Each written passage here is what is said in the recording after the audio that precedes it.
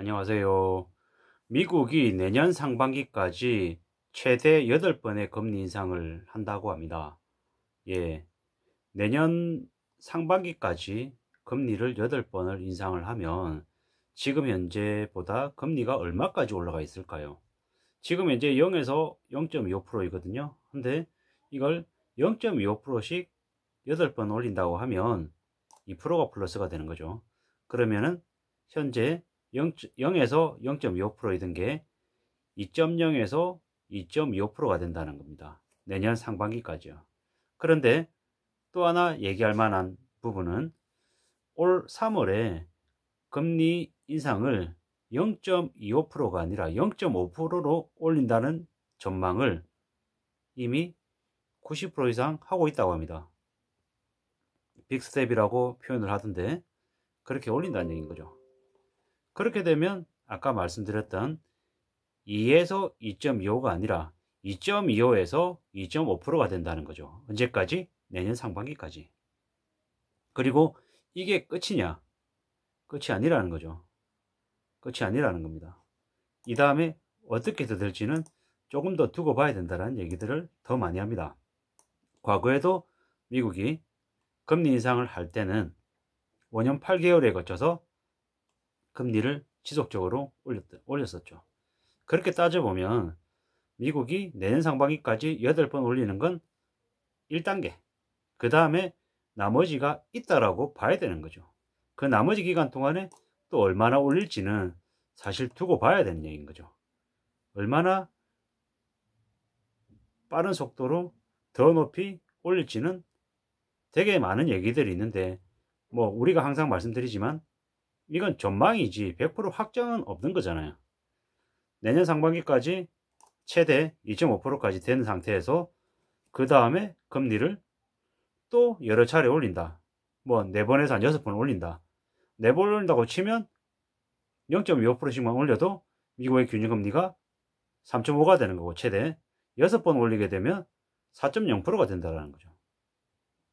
내년 상반기까지 2.5 되고 그 다음에 또 한 2년 사이에 3.5에서 4%를 만들면 한국은 어떻게 될까요? 한국은 기준금리를 미국보다 더 높은 상태로 설정을 해놔야 되잖아요. 올해 뭐 예를 들어 6번 올린다고 치자고요. 미국이. 혹은 5번 올린다고 가정을 해보자고요.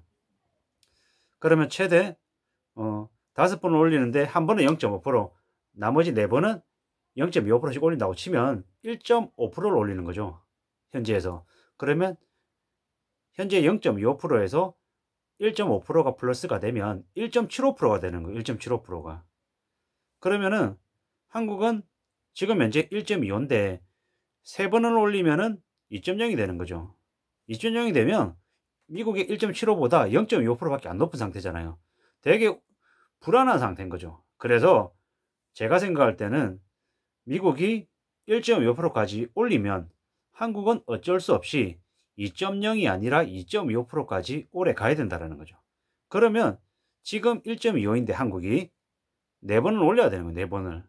그래야 2.25 만든다라는 거죠. 올해 2.25 만들고 내년 상반기에 미국이 2.5%까지 간다. 그러면 내년에 어떻게 됩니까? 한국 또 올려야 됩니다. 또 어떻게 되겠습니까? 못해도 3번 올리겠죠. 미국 2.5% 내년 상반기에 되면 한국 3.0까지는 가야 되는 거죠. 내년 상반기까지인 거죠.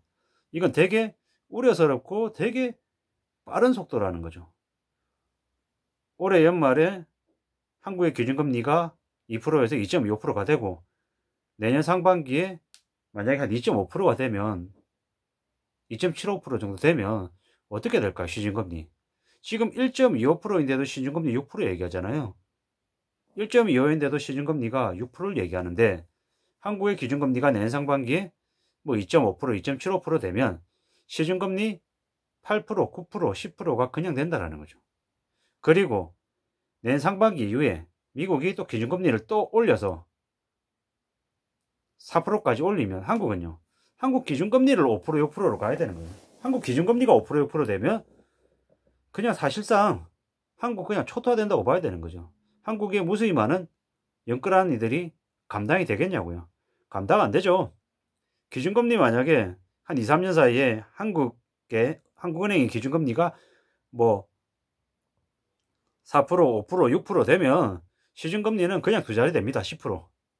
그러면 4억 대출 해가지고 기존에 한 2%, 3% 이렇게 대출 받아가지고 연간 이자로 800만 원에서 한 1200만 원 정도 내던 사람이 갑자기 10% 이자 내면 4억이면 4천만 원이에요. 이자만 4천만 원 내면 버틸 수 있는 이들이 몇이나 되겠냐고요. 대거 경매 나가고 파산 경매 처분해서 집 뺏기고 경매 처분해가지고 일정 부분 빚 처리하고 나머지 금액 금융권에서 또 그 대출자에게 또 요구하겠죠. 갚으라고. 사실상 30년, 40년 꽤 오랜 기간 동안 금융노예로 되게 혹독한 기간을 거칠 수밖에 없다라는 거죠. 뭐 하나로? 금리 인상 하나만으로. 되게 우려스러운 얘기인 거죠. 되게 충격적인 얘기인 거죠.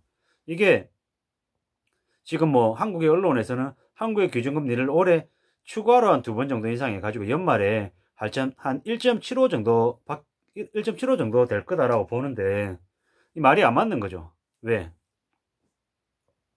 미국이 지금 올해만 해도 뭐 최소 4번에서 6번 얘기하고 있고 내년 상반기까지 최대 8번을 얘기하는데 절대로 한국이 올해 기준금리 2번 더 올려서 1.75에서 거칠 수가 없다라는 거죠. 3월 달에 당장 0.5% 미국이 올리면 그냥 0.75% 되는 거예요. 0.75%. 거기다가 3번만 더 올려도 그냥 1.5 된다라는 거죠. 그러면 한국은 기준금리 연말에 1.75는 절대 될 수 없고 정말 최저로 줄여도 2.0에서 2.25까지는 간다라는 거죠. 2.0은 봐야 된다라는 거죠. 미국이 올해 3월달에 0.5% 올리고 나머지 3번을 더 0.25%씩 올려서 토탈 1.25% 올려서 미국이 올해 연말에 기준금리를 1.5% 만들면 한국은 어쩔 수 없이 2%에서 2.25%까지 가야 된다라는 게 제가 드리고 싶은 얘기인 거고요. 지금 현재 되게 많이 미국이 상황이 안 좋습니다. 1월 달에 지난 2021년 12월 달에 소비자 물가 지수가 7.0이었죠. 매우 우려스러운 수치였습니다. 근데 2022년 1월 달에 7.3% 정도 될 걸로 전망을 했죠. 근데 실제로 까봤더니 어떻게 되냐면 7.5%. 이는 1982년 2월 이후 39년 11개월 만에 대략 얘기하기를 40년 만에 최고의 오름폭이라고 얘기하는 거죠. 2021년 12월 7.0도 되게 높은 수치라고 우려스러운 얘기를 했는데 지금 7.5가 됐어요. 감당 안 되는 거죠. 12월 달에도 그랬고 1월도 그랬고 그러면 앞으로 미국이 2월, 3월 그 이후 소비자 물가 지수가 쉽게 내려갈까요? 현재 상태에서? 아니죠. 강한 시그널을 줘야 되는 거죠. 안 그러면 물가가 안 잡히는 거죠. 지금 미국이 경제 성장률이 뭐라고 하던가요? 5%인지 6%인지 되게 높은 수치를 얘기했어요. 근데 미국 내부에서는 그 경제 성장률 관련해서 좋았다, 괜찮았다라고 말 못하는 상황이죠. 왜? 물가가 너무 급등해가지고 지금 미국의 대통령 엄청 두드려 맞고 있잖아요. 되게 혼 많이 나고 있는 상황이거든요. 그리고 미 연준조차도 지금 여기저기에서 말이 무지하게 많이 나와서 그 파월 연준 의장이 비둘기파였는데 최근에 매파적인 분위기로 돌아섰다고 하죠. 왜? 너무 혼이 많이 나니까 어떤 식으로든 연준 의장도 비둘기처럼 유한 얘기를 할 수 없는 상황인 거죠. 너무 심각한 상황인 거죠, 지금. 그러다 보니까는 지금 현재 물가가 그렇게 오르다 보니 미국 10년물 국채금리가 매우 높은 상황이죠. 2%가 넘었다고 하죠. 2%가. 그리고 미국 10년물 국채금리가 상승하니까 국내 3년물 국채금리도 7년 5개월 만에 가장 높은 수준으로 뛰었죠. 어떻게 봐야 되겠습니까? 매우 어려운 상황이라는 거죠. 매우. 충격적인 상황이라는 거죠. 지금 국제금리가 급등하니까 한국은행이 2월 7일 날 2조 원 가량의 그 국고채 단순 매입을 실시했대요. 그리고 앞으로 또 추가적인 단순 매입을 할 거라고 얘기한답니다. 매우 우려스러운 상황이라고 말씀드릴 수밖에 없는 거죠. 이게 지금 현실이라는 거죠. 지금 현실요. 그리고 지금 현재 원달러 환율도 거의 1200원에 육박했어요. 지금 계속 환율을 막으려고 지금 부단히 애쓰고 있는데도 1200원 됐다라는 건 3월 달에 미 연준이 0.5%로 빅스텝을 하면 어떻게 되겠습니까? 요동치겠죠. 게다가 지금 우크라이나에 한국 교민들 철수령이 내렸잖아요. 전쟁이 터진다 어쩐다 되게 우려스러운 얘기들이 많이 나오고 있고, 지금 전쟁이 터지면은 유가가 순식간에 150불이 될 수 있다는 말도 나오고, 여러모로 사방에서 안 좋은 얘기들밖에 없습니다. 서로서는 뭐 중국 경제 위기 때문에 뭐 초토화 될 거다라고 얘기하고 있고, 지금 뭐 미국 기준금리 뭐 내년까지 해가지고 8번 올린다고 하지요. 뭐 이래저래 뭐 안 좋은 얘기들밖에 없잖아요. 안 좋은 얘기들. 뭐 최악의 경우에는 뭐 미국의 기준금리가 뭐 올해만 해가지고 뭐 6번, 7번까지 올린다라는 말도 나올 정도니까 이건 매우 우려스러운 상황이라고 말할 수밖에 없는 거죠. 우려스러운 상황이라고 얘기할 수밖에 없다라는 거죠. 지금 벌써 뭐 뉴욕 증시들 여기저기 뭐 하락하고 지금 난리잖아요. 러시아 우크라이나 침공하겠다라는 공포 때문에 지금 난리, 유가 때문에 난리, 미국 소비자 물가지수 때문에 난리, 이래저래 뭐 사방에서 다 안 좋은 얘기들밖에 없죠. 게다가 한국은 지금 2월 달에 깜짝 한국은행이 기준금리를 올릴지도 모른다는 얘기도 하고 있고, 뭐 미국도 올릴지도 모른다는 얘기도 하고 있고, 이게 뭐 설마 그렇게 되겠어? 라는 의견도 있지만 그런 얘기가 나올 정도로 매우 상황이 심상치 않고 우려스럽다는 거죠. 그걸 엄중하게 생각해야 된다는 거죠. 근데 지금 정부는 계속 적자 재정 내겠다고 여당 야당 서로 경쟁적으로 저러고 있고, 대통령 후보들은 후보들대로 뭐 계속 돈 퍼줄 생각밖에 안 하고 있고, 참 상황이 되게 심상치 않게 돌아가고 있죠. 어떻게 봐야 될지.